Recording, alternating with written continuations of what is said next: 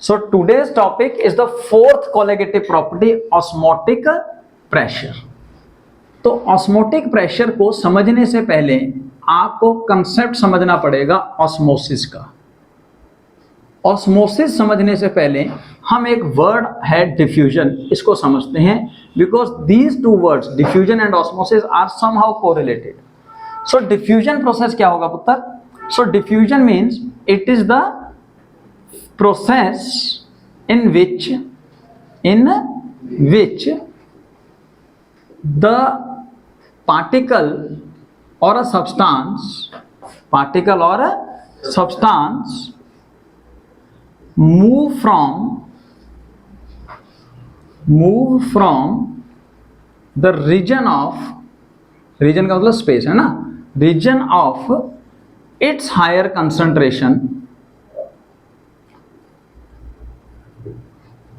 to the lower concentration।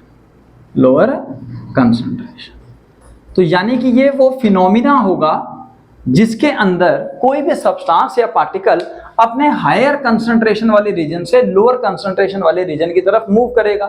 इसको और easily समझते हैं। लेट्स सपोज हम एक ऐसा कंटेनर लेते हैं जिसको हम सेपरेट करते हैं बाय सम मेम्ब्रेन, कोई भी मेम्ब्रेन, और इस मेम्ब्रेन के अंदर, अब ये जो मेम्ब्रेन है, इस मेम्ब्रेन के अंदर जो पोर्स होंगे दे आर लार्ज इनफ, जिनके थ्रू कोई भी सोल्यूट सॉल्वेंट इजीली मूव कर सकेगा। तो हम क्या करते हैं, इधर लेते हैं सपोज कोई सोल्यूशन ए, इधर ले लेते हैं कोई सोल्यूशन बी, ठीक है पुत्र। अब हम सपोज करते हैं इस सोल्यूशन ए के अंदर सोल्यूट और सॉल्वेंट दोनों होंगे, सोल्यूट और सॉल्वेंट दोनों होंगे। अब सपोज करते हैं हम सोल्यूशन ए के अंदर सोल्यूट की कंसंट्रेशन ज्यादा है, सोल्यूट का quantity as compare to the solute's quantity in solution भी थोड़ी ज्यादा है। यानी कि अगर दूसरे सोल्यूशन की अगर हम बात करेंगे तो यहां पे सोल्यूट और सॉल्वेंट के मुकाबले सॉल्वेंट एक्सेस है with respect to the solution A. ये ध्यान रखिए, देखिए सोल्यूट और सॉल्वेंट अगर सिर्फ सोल्यूशन में बात करोगे तो जो कम मात्रा में वो सोल्यूट, जो ज्यादा मात्रा में वो सॉल्वेंट। लेकिन जब हम इन दोनों को कंपेयर कर रहे हैं तब हम यहाँ पे ये जो सोल्यूट है वो इस सोल्यूशन बी के सोल्यूट के मुकाबले ज्यादा है। Similarly solvent B is more say let's suppose as compare to the solution A. Clear हो गया पुत्र? अब क्या होगा, बिकॉज यहां से बहुत बड़े बड़े पोर्स अवेलेबल हैं इस मेम्ब्रेन के थ्रू, तो यहां से जो भी ज्यादा होगा वो अपने हायर कंसंट्रेशन से दूसरे रीजन में मूव करेगा। तो यहां से सॉल्वेंट हम कह सकते हैं मूव करेंगे, सॉल्वेंट है ना, because the solvent are more in the solution B side, और यहां से आपके सोल्यूट मूव करेंगे from solution A to the solution B side. So this process is called diffusion process. This simple process is called a diffusion process. Now let's discuss the concept of osmosis. Osmosis word specially मैंने आपको पहले भी बताया कि ये liquids के लिए use किया जाता है। डिफ्यूजन हम जनरली गैसेस के लिए यूज करते हैं, but as I use the word substance और particle it means it can be used for any of the state. Okay, अब हम लिक्विड्स की बात करें ऑस्मोसिस के लिए। लेट सपोज हम क्या करते हैं, अगेन अब दो कंटेनर लेंगे या दो सॉल्यूशंस लेंगे और उन सॉल्यूशन को हम सेपरेट करेंगे by a specialised membrane, and this membrane is called SPM, selective permeable membrane. तो सिलेक्टिव परमिएबल मेम्ब्रेन जो है ये बेसिकली सिलेक्टिव चीजों की अलाउ करेगा, हर किसी को अपने थ्रू पास होने अलाउ होने नहीं देगा। जैसे लाइक छलनी होती है, वो लिक्विड पार्ट को जाने देती है, सॉलिड पार्ट को ऊपर रोक लेती है। इनिशियल स्टेजेस पे सिलेक्टिवली परमिएबल मेम्ब्रेन जो है ये सेलोफोन की बनाई जाती थी, एनिमल के ब्लैडर्स की बनाई जाती थी, पार्चमेंट मेम्ब्रेन की बनाई जाती थी। आजकल हम कॉपर फेरोसाइनाइड की बना लेते हैं, ठीक है। Artificially selectively permeable membrane we can form. अब इस सिलेक्टिव परमिएबल मेम्ब्रेन के जो पोर्स होंगे दे आर क्वाइट स्मॉल, वो काफी छोटे होंगे। तो काफी छोटे होने की वजह से हम ये कह सकते हैं कि अब सोल्यूट के पार्टिकल्स इनके थ्रू ट्रेवल नहीं कर पाएंगे, only solvent particles can go through. So this is a selectively permeable membrane. अब यहाँ पे भी आप सोल्यूशन ए लेंगे, यहाँ पे भी सपोज सोल्यूशन बी लेंगे, लेकिन यहाँ पे सोल्यूशन ए से सोल्यूशन बी में सोल्यूट पार्टिकल ट्रेवल नहीं कर पाएंगे। only solvent particles can travel from the region of its higher concentration to the region where its concentration is low. So this process is called osmosis. तो आप समझ गए osmosis क्या है? Osmosis is the phenomena. It is the phenomena of net movement of the particles of the solvent molecule from the region of their higher concentration to the region at their lower concentration. तो ये selectively permeable membrane जो है, जैसा मैंने आपको बताया, copper ferrocyanide या अलग अलग तरह की सिलेक्टिवली परमिएबल मेम्ब्रेन आज सिंथेटिकली हम प्रिपेयर कर सकते हैं। ये आज की डेट में, या ये कह लीजिए ये वो सिलेक्टिवली परमिएबल मेम्ब्रेन होंगी जो कि सॉल्यूट पार्टिकल को ट्रेवल करने नहीं देंगी। They allow only solvent particle to travel. अब क्वेश्चन एक और यहाँ पे अराइज होता है, अगर आपसे इस क्वेश्चन में एक पॉइंट खड़ा हो जाए कि क्या यहाँ पे दोनों पार्टिकल्स के मूवमेंट हो रहे हैं, क्लियर कट शो हो रहा है, यहाँ पे क्या हो रहा है, क्या यहाँ पे सॉल्वेंट पार्टिकल ही मूव कर रहे हैं? Yes sir. But question arise होता है, क्या ये movement from A to B या बी टू ए है या दोनों तरफ है? ये होता है एक्चुअली दोनों साइड है, लेकिन जो नेट फेस होगा, नेट मूवमेंट होगी, फाइनल मूवमेंट, मतलब जैसे हम कह सकते हैं ना कि इधर से सपोज 10 पार्टिकल जा पा रहे हैं, इधर से 90 पार्टिकल जा रहे हैं, तो नेट कितने पार्टिकल मूव किए? सॉल्यूशन बी से सॉल्यूशन ए साइड में 80। तो नेट मूवमेंट कहां है? From B to A, from B to A. So this process occurs actually on the both side, हो दोनों साइड रहा है, but what we have to discuss the net movement. अब इस हिसाब से ऑस्मोसिस की डेफिनेशन क्या हो गई? The net movement of the solvent particles which is actually occurring from the region where its concentration is high to the region at a lower concentration। ठीक है पुत्र। अब अगर अकेला कंसंट्रेशन वर्ड कहा जाएगा तो वो बेसिकली सॉल्यूट के लिए डेडिकेटेड है इन द केमिस्ट्री के अंदर आपने जनरली पढ़ा भी है ना, जब हम कंसंट्रेशन की बात करते हैं सॉल्यूशन के लिए तो आप क्या निकालते हो? मोलैरिटी, नॉर्मेलिटी, है ना, ये सब चीजें मोल फ्रैक्शन वगैरह निकालते हो। तो किसकी निकालते हो? सॉल्यूट पार्टिकल्स की। किसकी निकालते हो? Solute particle. अगर कंसंट्रेशन ऑफ सॉल्यूशन कहा तो सॉल्यूट के बारे में बात करना है, अगर कंसंट्रेशन ऑफ सॉल्वेंट स्पेसिफाई किया है then we have to use this concept. So क्या मैं यहां पे कह सकता हूं the net movement of solvent particles from the region of its higher concentration of its किसकी? solvent particles की हमने स्पेसिफाई कर दिया है, अगर नहीं करेंगे तो फंस जाएंगे, फिर सॉल्यूट लेना पड़ेगा। from the region of its higher concentration to lower concentration, the net movement that is called a osmosis। ये क्लियर हुआ पुत्र? ऑस्मोसिस क्लियर हो गया आप सबको? अब अगर हमें स्टडी करना है ऑस्मोटिक प्रेशर तो हम ऑस्मोसिस से अब फर्दर मूव करेंगे टुवर्ड्स द ऑस्मोटिक प्रेशर। तो अब हम डिफ्यूजन प्रोसेस को हटा रहे हैं, ऑस्मोटिक प्रेशर को समझने के लिए जा रहे हैं। अब एक आप सेटअप लीजिए, लेट्स सपोज ये सेटअप कुछ इस तरह का बना है जैसा कि आपकी बुक्स में भी बना हुआ है, एनसीईआरटी में ये कंसेप्ट इसी ढंग से समझाया गया, वही कंसेप्ट मैं भी आपके सामने रख रहा हूं पुत्र, सो दैट आपको और इजीली समझ में आ जाए। ये आपने एक इंस्ट्रूमेंट लगाया, यहां पे सिलेक्टिवली परमिएबल मेम्ब्रेन लगा दी, ठीक है। यहां पे आपने सपोज सॉल्यूशन लिया और यहां पे आपने प्योर सॉल्वेंट लिया, और इन दोनों साइड्स पे आपने पिस्टन्स कनेक्ट कर दिए। इनिशियली अभी लेट्स सपोज कर लीजिए यहाँ पे स्टॉपर लगा हुआ है। इनिशियली जब स्टॉपर लगा हुआ था यहाँ पे 1 एटमॉस्फेरिक प्रेशर यानी कि एटमॉस्फेयर का प्रेशर अवेलेबल है दोनों साइड पे। यहाँ तक क्लियर है पुत्र? अब जैसे ही आप स्टॉपर को ओपन करोगे, कॉक को खोलोगे, तो क्या होगा? Osmosis will take place. Osmosis में क्या होना है? Net movement of solvent particle जो है वो मूव करना शुरू करेंगे from the region of its higher concentration to the region at. तो यानी कि सॉल्वेंट यहां से यहां जाने शुरू हो जाएंगे, क्या सोल्यूट जाएंगे? नहीं। क्यों सर जी? आपने डाल दिया है SPM, selective permeable membrane, copper ferrocyanide का बना के। अच्छा, तो यहां से इधर जा रही है सॉल्वेंट पार्टिकल, तो जैसे जैसे सॉल्वेंट पार्टिकल इधर जाएंगे धीरे धीरे करके यहां पे प्रेशर इंक्रीज होना शुरू होगा।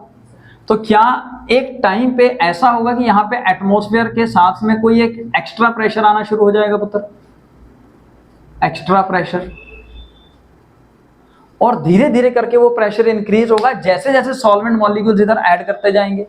एक टाइम आएगा जिस समय आप देखोगे कि अब further solvent molecules solution side में ऐड नहीं हो रहे, यानी कि that maximum extra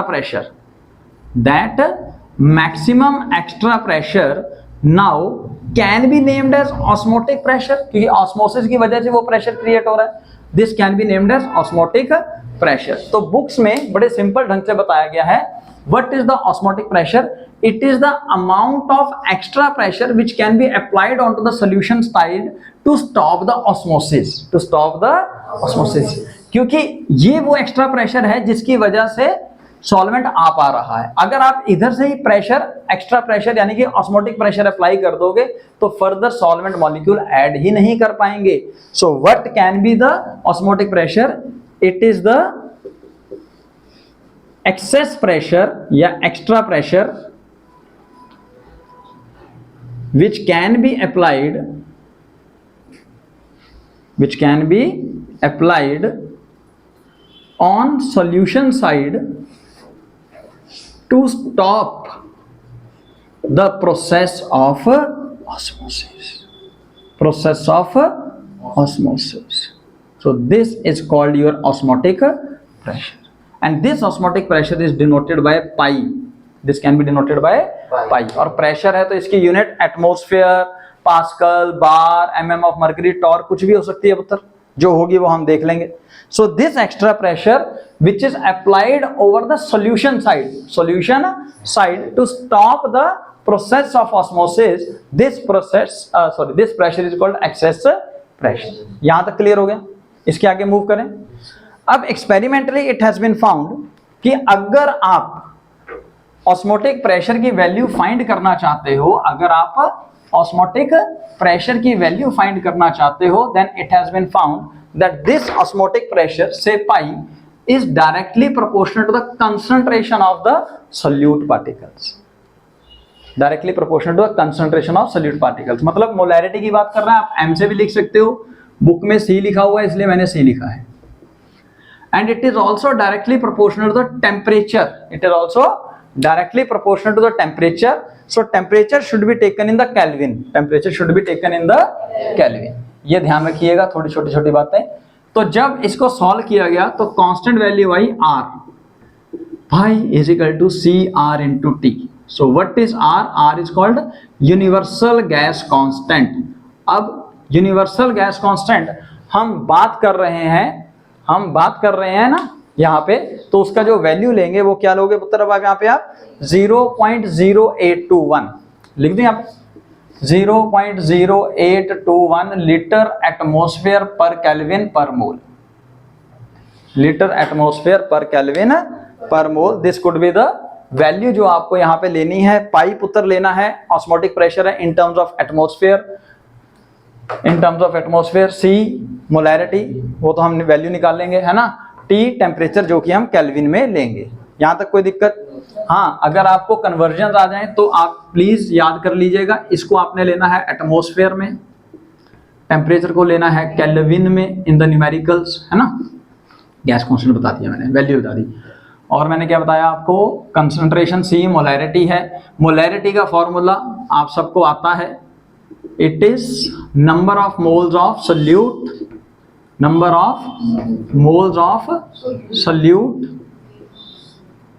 divided by volume of solution. Molarity है, मोलैरिटी थोड़ी है, वेट कहां से आ गया? Volume of solution in litres. अगर मिलीलीटर में होगा तो 1000 से डिवाइड करके ऊपर ले जाके 1000 मल्टीप्लाई कर देना, है ना। कन्वर्जन में मैंने आपको शायद पहले भी बताया हुआ है, 1 atmosphere is equal to 1.01 × 10⁵ pascal. ये पता है आपको, नहीं पता तो याद कीजिए, पता होना चाहिए। It can also written as 1.01 into 10⁵ newton पर मीटर स्क्वायर, बिकॉज प्रेशर का फॉर्मूला फोर्स पर यूनिट एरिया है। अदरवाइज अगर इसको आपने कन्वर्ट करना है, सीजीएस यूनिट क्या है इसकी, bar. 1 pascal equal to 10⁵ bar. तो in that case 1 atmosphere it can be written as 1.01 bar, and it is also equal to 760 mm of mercury 1 atmospheric pressure, and it can also be written as 760 torr, TORR torr। तो ये कुछ आपकी changing units हैं जो आपके सामने रखी गई हैं। अगर आपके पास न्यूमेरिकल में कोई भी इस तरह से आएगा तो उसको कन्वर्ट कर लेना एटमॉस्फेयर। ठीक है जी। सो नाउ इस न्यूमेरिकल के अंदर आपको ऑस्मोटिक प्रेशर कैलकुलेट करना है और आपको इंफॉर्मेशन दे रखी है 5% वेट इज टू वॉल्यूम, यानी कि केन शुगर। सबसे पहले केन शुगर क्या है, सुक्रोज C12H22O11, इसका मॉलिक्यूलर मास वेरी गुड 342। चलो फिक्स कर दिया। टेम्परेचर कितना दे रखा है सर जी, 15 डिग्री सेल्सियस। इसको केल्विन में कन्वर्ट कर लें हम, 2538718 288 केल्विन। ठीक है, मतलब अब ये जो इंफॉर्मेशन दे रखी है 5% वेट इज टू वॉल्यूम, इसका मतलब क्या है, इसका मतलब है 5 gram of cane sugar in 100 ml in 100 ml of solution. तो यानी कि आपको मास दे रखा है और आपको वॉल्यूम भी दे रखा है, फिर तो रही क्या गया कैलकुलेशन, वो करिए डेंसिटी। डेंसिटी क्या करनी है यहाँ पे, pi is equal to CR into T. Pi का वैल्यू कैलकुलेट करना है, सी का फॉर्मूला है number of moles of solute upon volume of solution in litres into R 0.0821 into temperature 288। Number of moles का formula given mass upon molar mass. Volume दे रखा है पुत्र 100 ml, इसको लीटर में कन्वर्ट करना है तो 1000 से डिवाइड इंटू 0.0821 इंटू 288। इसको सॉल्व कीजिए। ये वैल्यू अप्रॉक्सीमेटली क्वेश्चन आया हुआ है, ये वैल्यू अप्रॉक्सीमेटली 3.4 एटमॉस्फेयर आएगा, 3.4 atmosphere. So this can be calculated just by using a formulations. So depending upon the osmotic pressures we have 3 type of solution which has biological importance also. So isotonic solution, hypertonic solution and hypotonic solution. Isotonic solutions वो solution होंगे जिसमें के अंदर osmotic pressure of suppose one solution is equal to the osmotic pressure of the second solution। इसका सबसे बढ़िया example है 0.91% sodium chloride solution जो आपको ग्लूकोज की फॉर्म में डॉक्टर्स आपको इंजेक्ट करते हैं जब आपको डिहाइड्रेशन हो जाता है या जब आपको इंजेक्शन लगाना होता है ना, तो 0.91% of sodium chloride solution is isotonic with blood of human being, with human blood. तो जिसकी वजह से अगर आप ब्लड सेल्स को 0.91% सोडियम क्लोराइड सोल्यूशन में डालोगे तो उनको कुछ नहीं होगा, बिकॉज दे फील ओके, भैया सोल्यूशन का ऑस्मोटिक प्रेशर सेम है। हाइपरटोनिक सोल्यूशन वो होगा सपोज जिसका ऑस्मोटिक प्रेशर, किसी सोल्यूशन का ऑस्मोटिक प्रेशर दूसरे सोल्यूशन से ज्यादा होगा तो उसको हम कहेंगे hypertonic solution. On the other hand hypotonic solution हम उन्हें कहेंगे जिनका ऑस्मोटिक प्रेशर कम होगा as compare to the osmotic pressure of the second solution.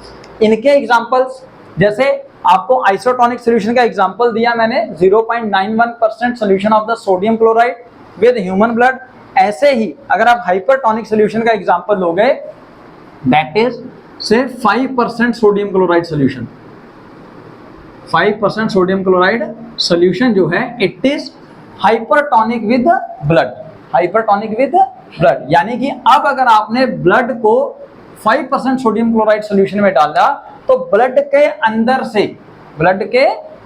से ब्लड वाटर मॉलिक्यूल्स निकलेंगे और आपका जो ब्लड सेल है वो श्रिंक हो जाएगा। ब्लड सेल्स जो हैं वो श्रिंक हो जाएंगे और डाई हो जाएंगे, मर जाएंगे, अगर आपने ब्लड को इस सॉल्यूशन में डाला 5% sodium chloride solution with blood. On the other hand hypotonic solution जो हमारा डिस्टिल्ड वाटर होगा. So distilled water is an example of hypotonic solution. Distilled water with human blood. यानी कि अब अगर आपने ब्लड को डिस्टिल्ड वाटर में डाला तो वाटर अंदर आ जाएगा. इन that case the blood cells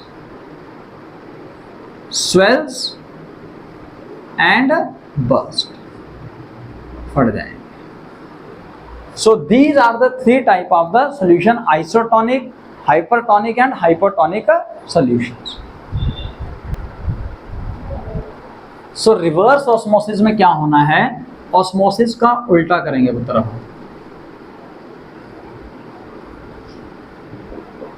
let's suppose again हम कुछ वैसा सा ही कंटेनर बनाते हैं और रिवर्स ऑस्मोसिस की मदद से, आपको अगर पता हो, हम समुद्र के पानी को भी पीने लायक बना रहे हैं. डीसैलिनेशन बोलते हैं उसको. लेकिन वो प्रोसेस महंगा बहुत है, ये बता दूं. इतना आसान नहीं है. नहीं तो बंदा कहता ना यार इतना पानी अवेलेबल है, इकट्ठा कर लो. यहाँ पे सिलेक्टिवली परमिएबल मेम्ब्रेन होगा, है ना.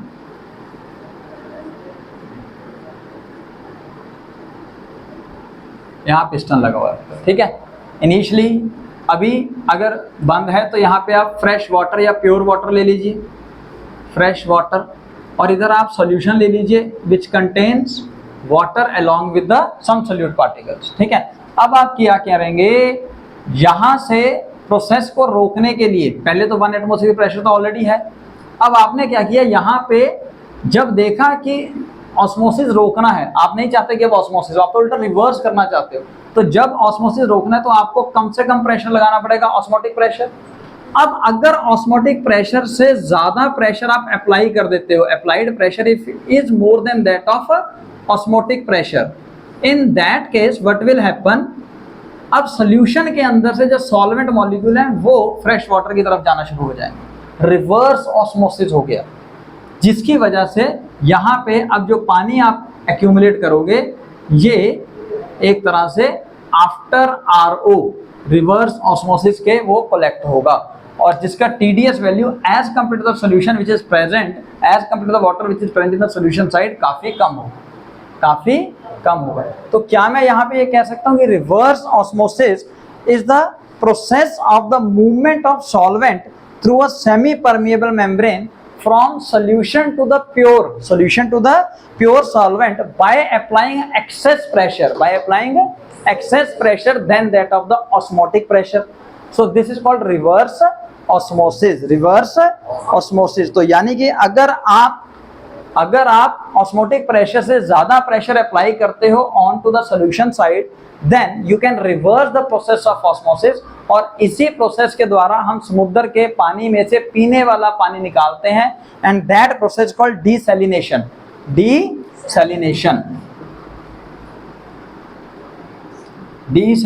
Of water. तो इस प्रोसेस के अंदर भी हम इधर सी वाटर लेते हैं, इधर फ्रेश वाटर लेते हैं, more than that of the osmotic pressure, आप प्रेशर अप्लाई करते हैं और यहाँ पे वर्क करते हैं. लेकिन ये काफ़ी कॉस्टली, यानी कि महंगे प्रोसेस होते हैं, इसलिए जहाँ तक हो सके आप फ्रेश वाटर को ही यूज़ करें और फ्रेश वाटर को ही बचाएं. ठीक है, सेव वाटर.